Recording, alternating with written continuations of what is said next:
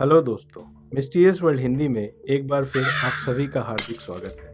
आज का हमारा एपिसोड एक ऐसी दिलचस्प और मिस्टीरियस घटना के बारे में है जिसे जानकर आप भी हैरान रह जाएंगे। एक ऐसी मिस्टीरियस घटना जो कि सही मायनों में एक अनसुलझी पहेली है। तो चलिए दोस्तों, शुरू करते हैं आज का वीडियो और जानते हैं इस अद्भुत मिस्ट्री के बारे में। इस कहानी की शुरुआत इंग्लैंड के हेक्सम नाम के छोटे से शहर से होती है, जहां 5 मई 1957 की एक सुबह जैकलिन पॉलक और जोना पॉलक नाम की बहनें और उनका एक अन्य मित्र का चर्च जाते समय एक कार एक्सीडेंट हो जाता है। इस दुर्घटना में दोनों ही बहनों का निधन हो जाता है।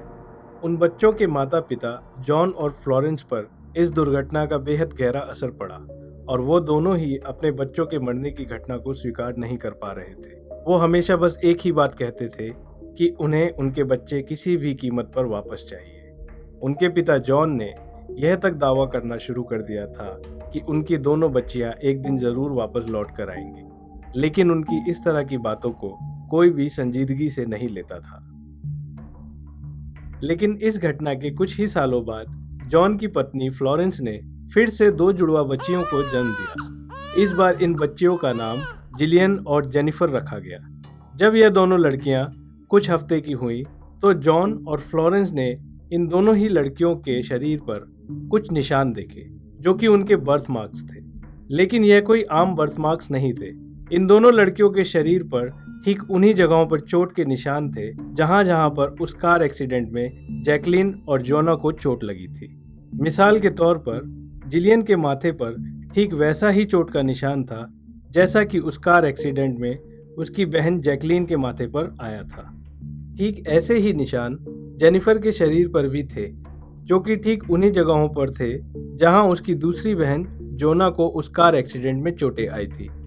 जैसे जैसे ये दोनों लड़कियां बड़ी होती गईं, उनके माता पिता जॉन और फ्लोरेंस को इन दोनों बच्चियों में उनकी मरी हुई दोनों बेटियों से जुड़ी काफ़ी सारी समानताएं दिखने लगी। लोगों को यह सब देखकर ऐसा लगा कि यह सब एक अजीब सा इत्तेफाक है, लेकिन यह घटना अभी और भी मिस्टीरियस होने वाली थी।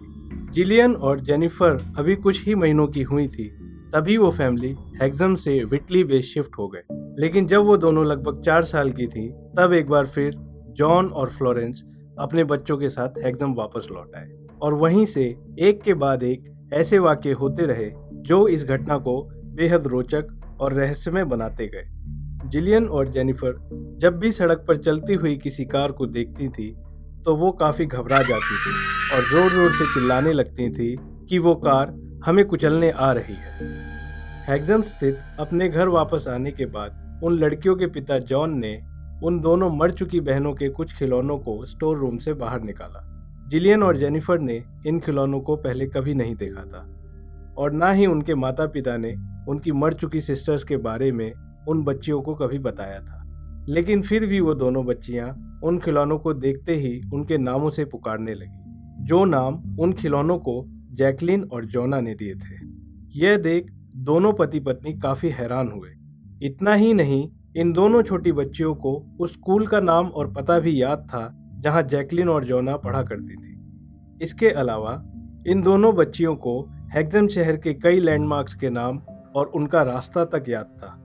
यह दोनों बच्चियां जिलियन और जेनिफर अक्सर एक ऐसा खेल खेला करती थी जिसमें वो ऐसा एक्ट किया करती थी कि रोड पर चल रही एक कार ने जेनिफर को टक्कर मार दी है और उसकी आंख के पास एक गहरी चोट आई है, और फिर जेनिफर मरने का नाटक किया करती थी। उनके इस खेल को देखकर ऐसा लगता था मानो यह दोनों लड़कियां ठीक उसी एक्सीडेंट को फिर से दोहरा रही हों जिसमें उनकी बड़ी बहनों जैकलिन पॉलक और जोना पॉलक की जान चली गई थी। यह सारी ही घटनाएं बेहद चौंकाने वाली और बेहद रहस्यमय थी और पुनर्जन्म पर विश्वास न करने वाले लोगों के लिए यह घटना एक बेहद दिलचस्प और मिस्टीरियस घटना थी। यह सब देखकर जिलियन और जेनिफर के माता पिता और आसपास के लोगों को यह यकीन हो गया कि यह पुनर्जन्म की एक ऐसी घटना है जिस पर विश्वास करना बेहद मुश्किल है।